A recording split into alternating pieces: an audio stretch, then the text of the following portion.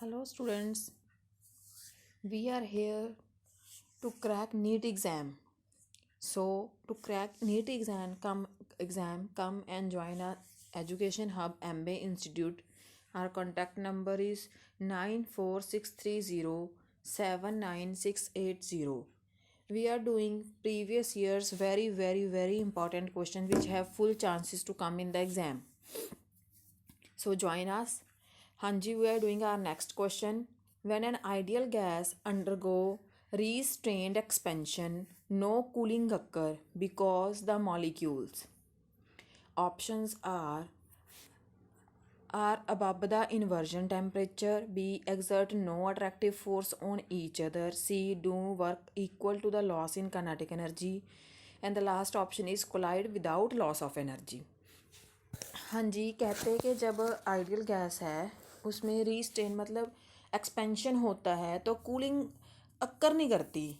तो रीज़न क्या है भी, मतलब मॉलिक्यूल्स कैसे बिहेव करते हैं? Its answer is collide without loss of energy. वो आपस में कोलाइड करते हैं, उनमें कोई भी एनर्जी लॉस नहीं होता। उसके पीछे रीज़न क्या है? जब हम देखते हैं कि जो आइडियल गैस है अगर वो एक्सपैंड करती है तो एक्सपेंशन मतलब उसका वॉल्यूम इंक्रीज हो रहा है। That means no work is done to overcome the attractive forces. That is why जो इंटरनल एनर्जी है that will not fall, hence temperature also not fall. उसमें जो टेम्परेचर है वो फॉल नहीं करेगा। दैट मीन्स क्या हो गया, जो उसमें है collides without loss of energy. Next, the metal which displaces hydrogen from a boiling caustic soda solution is. वो कौन सा मेटल है इनमें से जो बॉइलिंग कॉस्टिक सोडा कौन सा होता है, NaOH में से हाइड्रोजन को डिस्प्लेस कर देगा? Options are magnesium, arsenic, iron and zinc, and your correct answer is zinc. अगर जिंक रिएक्शन करता है तो देखो रिएक्शन कैसे अक्कर करेगी। सिंपली Zn प्लस NaOH, ठीक है। तो इसमें अगर कोई भी रिएक्शन ज़्यादातर केसेस में जो अक्कर करती है उसमें वाटर डिसोसिएशन के लिए वाटर चाहिए होता है। तो जो इसका मेन प्रोडक्ट होगा Na2Zn, सॉरी, हमारा जो मेन प्रोडक्ट होगा Na2ZnOH4, हेयर इज़ 4, ठीक है। तो इसके साथ जो हाइड्रोजन गैस है वो क्या हो जाएगी, रिलीज़ हो जाएगी। तो हमारा आंसर क्या बन जाएगा, जिंक। हाँ जी, तो नेक्स्ट क्वेश्चन है, froth flotation process for the concentration of the ore is an illustration of the practical application of. जो फ्रोथ फ्लोटेशन प्रोसेस है ये क्या होती है? फर्स्ट ऑफ ऑल जो फ्रोथ फ्लोटेशन प्रोसेस है ये सल्फाइड ओर्स को प्योरीफाई करने के लिए या एक्सट्रैक्ट करने के लिए यूज़ की जाती है। इसमें क्या होता है कि कंटेनर होता है जिसमें हम पाइन ऑयल डालते हैं, कंप्रेस्ड एयर पास करते हैं विद अ हाई स्पीड।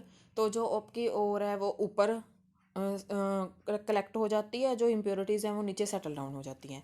तो ये किस चीज़ का फिनोमिना है? सिंपल सी चीज़ है, adsorption. This is adsorption. Adsorption means to adsorb something on the surface of the any object और metal you can say. So जो इसका मतलब इसमें क्या एड्जॉर्ब हो रहा है, जो पाइन ऑयल है वो सल्फाइड और के ऊपर एड्जॉर्ब हो रहा है।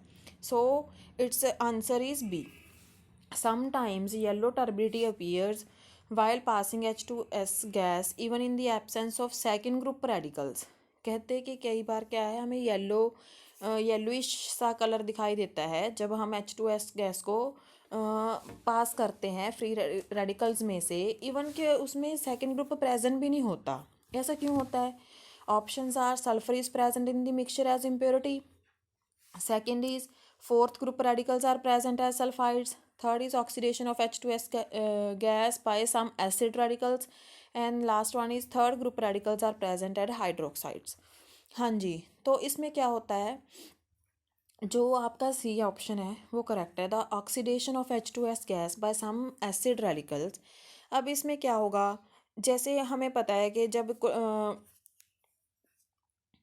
जैसे इसमें जो H2S गैस है वो क्या करेगी, सल्फ़र फॉर्म करेगी। तो जो टर्बिडिटी फॉर्म होगी वो क्लाइड सल्फ़र के कारण फॉर्म होगी। कैसे होगा ये रिएक्शन, जैसे हम करते हैं H2S, इसको मैंने ऑक्सीजन से ट्रीट कर दिया तो मेरे पास क्या बन गया, एक तो वाटर मॉलिक्यूल बन गया। इसमें क्या हो गया, जो ये सल्फ़र रिलीज हुआ है ना, ये सल्फ़र टर्बिडिटी फॉर्म करने के लिए हमारे पास क्या होगा, प्रेजेंट होगा। Next, which of the following carboxylic acids undergo decarboxylation reaction, इनमें से कौन सा कार्बोक्सिलिक एसिड है जो डीकार्बोक्सिलेशन रिएक्शन ईजिली दे देगा। हाँ जी, these are the options, you can check it. So कोई बता जैसे अभी इसमें क्या होगा, जो हमारे पास जिमें जैसे इसमें है जो जो बीटा कीटो एसिड्स होते हैं वो ईजिली डीकार्बोक्सिलेशन रिएक्शंस देते हैं। ये आपको पता ही है कि जर्नल से कंडीशन है ये इसकी, जो बीटा कीटो एसिड्स होते हैं। तो इसका जो प्रॉपर आंसर आएगा वो आएगा ए।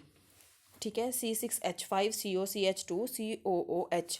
अब इसमें क्या होगा, क्योंकि इसमें एक साइक्लिक रिंग सी बन जाएगी। ठीक है, तो जिसके कारण क्या है, ये इजीली डीकार्बोक्सिलेशन रिएक्शन दे देगा। जैसे रिएक्शन कैसे अक्कर करेगी मैं आपको बता देती हूँ। C डबल बॉन्ड O, इसके साथ क्या ग्रुप लगा हुआ है, C6H5। ठीक है, तो इसके साथ क्या है, CH2। तो उसके साथ क्या लगा हुआ है, CO। ठीक है, तो एक क्या है इसमें CO ग्रुप। ठीक है, इसकी रिएक्शन होगी। अब जो ये वाला बॉन्ड है ये इधर शिफ्ट हो जाएगा, और सॉरी एक रह गया, H रह गया इसमें लिखना, तो ये वाला बॉन्ड इधर शिफ्ट हो जाएगा। अब कार्बन के बॉन्ड तो हमने कंप्लीट कर, अगर ये बॉन्ड यहाँ शिफ्ट हो गया ये तो ये इस साइड शिफ्ट हो जाएगा। तो हमारे पास जो डीकार्बोक्सिलेशन का मतलब है क्या है, कार्बन डाइऑक्साइड बाहर निकल गया।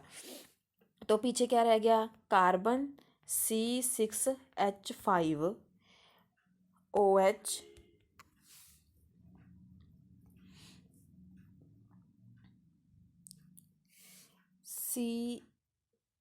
CH2, here is 2। ठीक है, तो इसमें क्या होगी, डी कार्बोक्सिलेशन मतलब कार्बन डाइऑक्साइड बाहर निकल गई, और हमारे पास क्या ये रिएक्शन बन गई। उसके बाद इसका टोटोमरिज्म हो जाएगा, तो उसके बाद इसके बाद इसका क्या है, केटोन बन जाएगा। ठीक है, अगर किसी को रिएक्शन क्लैरिफाई नहीं हो रहा तो उसको वो मुझे वो मैसेज कर दे, I will explain it again. Next, toluene di isocyanate is used to prepare, जो टॉलिन डाई आइसोसाइनेट है वो क्या प्रिपेयर करने के लिए यूज़ किया जाता है, पॉलिस्टर्स, पॉलीअमाइड्स, कार्बोनेट्स एंड पॉलीयूरेथेन्स। हाँ जी, तो इसका जो करेक्ट आंसर है वो है डी। हाँ जी, अगर इसकी इनकेस आपको रिएक्शन नहीं पता तो आप मुझे बता देना, मैं आपको ये रिएक्शन प्रॉपर से करवा दूँगी। Next 86, next question, nitro ethanes on treated with excess of chlorine in the presence of NaOH gives, जो नाइट्रो इथेन है जब हम उसको ज़्यादा क्लोरीन में ट्रीट करते हैं NaOH की प्रेजेंस में, वो हमें क्या देता है, what is the product for that. These are the options, Cl CH2 CH2NO2, CH3 CHClNO2, Cl2 CH CH2NO2, CH3 CCl2NO2। These are the options.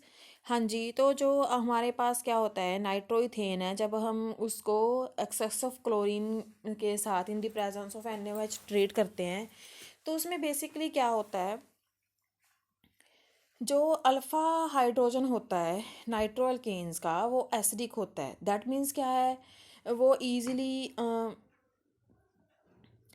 जो एसिडिक हाइड्रोजन होता है नाइट्रो इथेन्स का वो ईजिली क्लोरीन के द्वारा डिस्प्लेस किया जाता है। ठीक है, तो हमारे पास जो एंड प्रोडक्ट बनता है वो बनेगा आपके पास, दैट इज़ डी। तो आपका जो करेक्ट आंसर आएगा वो आएगा डी। ठीक है, हाँ जी, तो अपना नेक्स्ट क्वेश्चन है, इसकी भी रिएक्शन अगर करनी हो, किसी को ना आती हो तो मुझे मैसेज कर देना, I will do all these reactions. Which metal is present in brass, bronze and German silver, इनमें से कौन सी जो मेटल है वो ब्रास में भी प्रेजेंट है, ब्रॉन्ज में भी प्रेजेंट है और जर्मन सिल्वर में भी प्रेजेंट है। जिंक होएगी, मैग्नीशियम होएगी, कॉपर होएगी या एल्यूमिनियम। अगर आप बेसिकली आपको कॉम्पोजिशन पता है अलॉयज़ की, जो ब्रास होता है उसमें कॉपर होता है 80%, जिंक होता है 20%। अब ब्रॉन्ज देख लो, ब्रॉन्ज में कॉपर होता है 80%, जिंक होता है 10% एंड स्ट्रोंशियम होता है 10%। जर्मन सिल्वर में क्या होता है, कॉपर 60, जिंक 20, निकल 20। तो अगर आप ओवरऑल कॉमन देखें तो इसमें क्या क्या आएगा, zinc and copper are the common elements. So it's answer is A and C, don't confuse in it. It's answer is A and C, दोनों में से कोई भी ऑप्शन आ सकता है। अगर आपके पास इनमें से कोई भी एक ऑप्शन है तो डेफिनेट सी बात है कि वो एक ही आएगा। अगर आपके पास ये है तो आप दोनों ही मतलब इसमें करेक्ट ऑप्शन है, आप ए और सी में कोई भी मार्क कर सकते हो। हाँ जी, so next question is the transformation process through अब ट्रांसफॉर्मेशन जो इसमें जो ट्रांसफॉर्मेशन प्रोसेस है ये वाला, ये रिएक्शन अक्कर कर रहा है, तो इसमें जो किसके कारण हो रहा है, क्या रीज़न है, electrophilic addition, benzyne intermediate, active nucleophilic substitution and oxirene. So it's answer is C, activate nucleophilic substitution. I am again saying, जिसको रिएक्शंस नहीं आती वो मैसेज कर देना, I will do this for you. Next, a sample of CHCl3 before being used as an anesthetic agent is tested by. हाँ जी, जो sample है CHCl3 का, उसको एनेस्थेटिक एजेंट की तरह ट्रीट करने से एजेंट इज़ ट्रीटेड बाय, किसके द्वारा ट्रीट किया जाता है, मतलब क्या प्रोसेस यूज़ किया जाता है उसको ट्रीट करने के लिए। हाँ जी, तो उसको ट्रीट करने के लिए options are Fehling solution, ammonium cuprous, cuprous chloride, silver nitrate solution in cold, silver nitrate solution after boiling with alcoholic KOH। So your answer is C, इसका silver nitrate solution in cold. जो silver nitrate solution है जब वो cold होता है उसको हम उसके साथ ट्रीट करके, क्योंकि जैसे CHCl3 का सैंपल है उसमें बेसिकली क्या होती है, फॉस्जीन होती है, तो उसमें क्या होगा, it gives a white precipitates when treated with AgNO3, ठीक है, in a cold. Next, in CH3CH2OH the bond that undergo hydrolytic change most readily is। हाँ जी, इसमें जो आपको प्रोसेस दिया हुआ है, रिएक्शन कंपाउंड दिया हुआ है CH3CH2OH, the bond that undergo hydrolytic cleavage easily कौन सा क्लीव कर जाएगा, CCCHCOOH, obviously OH। Reason being, जो ऑक्सीजन है दिस इज हाईली इलेक्ट्रोनेगेटिव, तो हाईली इलेक्ट्रोनेगेटिव होने के कारण वो अपनी तरफ जल्दी इलेक्ट्रॉन्स को अट्रैक्ट कर लेगा, that is why D option is the correct option. हाँ जी, next, an alkene on vigorous oxidation with KMnO4 gives only acetic acid, the alkene is. हाँ जी, जब कोई भी इनमें से एल्कीन बताना है जो ईजिली ऑक्सीडाइज्ड हो जाएगा KMnO4 की प्रेजेंस में। हाँ जी, गिव्स ओनली एस्टिक एसिड, जो अकेला एस्टिक एसिड देगा, तो उसमें क्या आएगा, सिमेट्रिकल, जो सिमेट्रिकल होते हैं, symmetrical in the sense double bond के अराउंड जो नंबर ऑफ कार्बन्स होंगे वो सेम होंगे, that means its option is B, क्योंकि वो सिमेट्रिकल होने के कारण ईजिली रिएक्शन दे देगा, उसकी ईजिली ऑक्सीडेशन हो जाएगी और आप अपने को क्या है, एसिडिक एसिड मिल जाएगा। Next, which of the following has maximum heat of hydrogenation, इनमें से किसके पास मैक्सिमम हीट ऑफ हाइड्रोजिनेशन है। हाँ जी, तो हमारे पास इसका रीज़न ये रहता है, पहले तो first of all its answer is C, जितनी ज़्यादा कंजुकेशन होगी उतनी ही कम, क्योंकि स्टेबिलिटी बढ़ेगी तो हीट जो होगी, हीट ऑफ हाइड्रोजिनेशन वो कम हो जाएगी। अगर आप सी ऑप्शन देखो तो इसमें जो हीट ऑफ हाइड्रोजिनेशन, इसमें जो कंजुकेशन है वो नहीं है, दैट इज़ वाई हम कह देंगे कि इसकी जो maximum heat of hydrogenation occur कर रही है। डबल बॉन्ड तो है लेकिन इसमें क्या है, कॉन्जुकेशन नहीं है, इसीलिए क्या है वो आपके पास इसकी जो मैक्सिमम हीट ऑफ हाइड्रोजिनेशन क्या है वो अक्कर करेगी।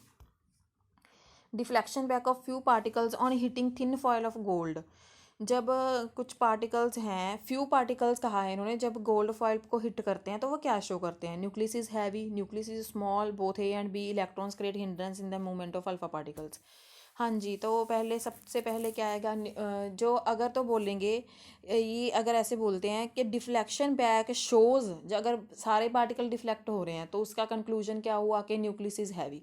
बट इन्होंने स्पेसिफिकली बोला है कि फ्यू पार्टिकल्स डिफ्लेक्ट हो रहे हैं, so it's answer is nucleus is small. Nucleus क्या है, स्मॉल है, इसीलिए जो स्मॉल पार्टिकल थोड़े से पार्टिकल्स हैं वो क्या हो रहे हैं, डिफ्लेक्ट हो रहे हैं। हाँ जी, next is so answer is B. Next, which of the following does not form an oxime, इनमें से ऑक्साइम फॉर्म कौन नहीं करता। A option is glucose, glucose pentaacetate, arabinose and galactose. हाँ जी, सो इसका आंसर क्या है, बी, ग्लूकोज पेंटा एसिटेट। इसका बेसिक रीज़न यही है, जो यही है, अगर आपने रिएक्शन पढ़ी होगी, जो इसमें के जो ग्लाइकोसिडिक लिंकेज है वो फ्री नहीं होती, रिंग फॉर्मेशन करता है ना ये, तो इसको क्या है ओपन चेन में कन्वर्ट करना पॉसिबल नहीं है, तो इसीलिए ये ऑक्साइम फॉर्म नहीं करता। An aromatic compound X with molecular formula this produces on nitration one monoनिट्रेट डेरिवेटिव एंड 3 डाइनाइट्रो डेरिवेटिव्स। तो इसमें से आपने बताना है कि कौन सा कंपाउंड है जो इसके साथ रिएक्शन करने पे आपके पास मोनोनाइट्रेट और 3 नाइट्रेट देगा। तो इसमें से ऑप्शन आएगा D1, पैराजाइलिन। नेक्स्ट, अगेन रिएक्शन की कोई प्रॉब्लम आए तो बता देना, करवा दूंगी मैं। Next, the end product C in the following sequence of chemical reaction is. हाँ जी, तो इसमें से जो अगर आप रिएक्शन को सॉल्व करके देखोगे, इसकी ओवरऑल रिएक्शन करके देखोगे, तो आपके पास जब ये CH3COOH कैल्शियम कार्बोनेट के साथ ट्रीट करेगा तो आपके पास क्या बनेगा, CH3COO ट्वाइस Ca। उसके बाद उसको हीट कर दिया कहते, जब उसको हीट करेंगे तो क्या बन गया, CH3 ट्वाइस CO। उसके बाद उसको अमोनियम हाइड्रोक्साइड के साथ ट्रीट कर दिया तो क्या बन जाएगा, acetoxime. So it's answer is D। The only cation present in slightly acidic solutions are Fe3 positive, Zn2 positive, copper 2 positive. The reagent that when added in excess to this solution would identify and separate Fe3 in one step is। हाँ जी, तो इन्होंने क्या कहा है कि एक cation, the only cations present in the, हाँ जी, एसिडिक सोल्यूशन में ये वाले कटाइन्स प्रेजेंट हैं। इनमें से इसमें हम कौन सा एक्सेस में सोल्यूशन डालें ताकि हम जो Fe3 पॉजिटिव है उसको ईजिली सेपरेट आउट कर सकें in one step. Its answer is options are 2 mole HCl, 6 mole NH3, 6 mole NaOH and H2S gas. So it's answer is B, 6 moles of NH3। ये ऐसा क्यों होता है, जैसे हम जो 6 मोल्स ऑफ NH3 है उसको रिएक्ट करते हैं अगर इनके साथ, तीनों आयंस के साथ, तो जो डार्क ब्राउन प्रेसिपिटेट्स होते हैं वो ईजिली सेपरेट हो, क्योंकि जो आयरन Fe3 पॉजिटिव है वो डार्क ब्राउन प्रेसिपिटेट्स बनाता है, जो जिंक है वो कलरलेस सोल्यूशन बनाता है, जो कॉपर है वो डीप ब्लू बनाता है। तो हम ईजिली इसको सेपरेट आउट कर सकते हैं with the 6 moles of NH3। Next, the nucleus of an atom can be assumed to be spherical. The radius of the nucleus of the mass A is given by 1.25 in 10 raised to power minus 13 into A raised to power 1/3 centimeter. Radius of atom is 1 angstrom. If the mass number is 64, then the fraction of atomic volume that is occupied the nucleus is। हाँ जी, ये आप easily calculate कर सकते हो, आपको radius पता है, radius में आपको ए की ये जो इन्होंने क्या बोला है, जो न्यूक्लियस है वो स्फेरिकल है, radius of the atom is 1 Armstrong. तो आपने क्या किया, if the mass is 64, you have given the mass, मतलब ए की वैल्यू आपको गिवन है तो आप रेडियस में पुट कर लो। अगर आप रेडियस में पुट कर लोगे आपके पास टोटल ओवरऑल वैल्यू आ जाएगी 5 into 10 raise to power minus 13। So radius जो है वो आ गया 1 angstrom 10 raise to power minus 8 centimetre. तो वॉल्यूम कैलकुलेट करना है, volume of nucleus divide by volume of atom. तो उसने कितना ऑक्यूपाइड किया, फ्रैक्शन कैलकुलेट करनी है ना, फ्रैक्शन ऑफ एटॉमिक वॉल्यूम। तो वो हम कैलकुलेट कैसे करेंगे, volume of nucleus divide by volume of atom, उसको कैलकुलेट करके तो आपके पास आंसर आ जाएगा 1.25 in 10 raise to power minus 13। हाँ जी, next question, carboxylic acids readily dissolve in aqueous sodium carbonate liberate carbon dioxide. Which one of the following is correct? First is free carboxylic acids and its conjugate bases are comparable stable. Second is free carboxylic acid is more stable than its conjugate base. Third is the conjugate base of carboxylic acid is more stable than free carboxylic acid. Last option is a conjugate acid of carboxylic acid is more stable than free carboxylic acid. So its answer is C, that is its conjugate base is more stable.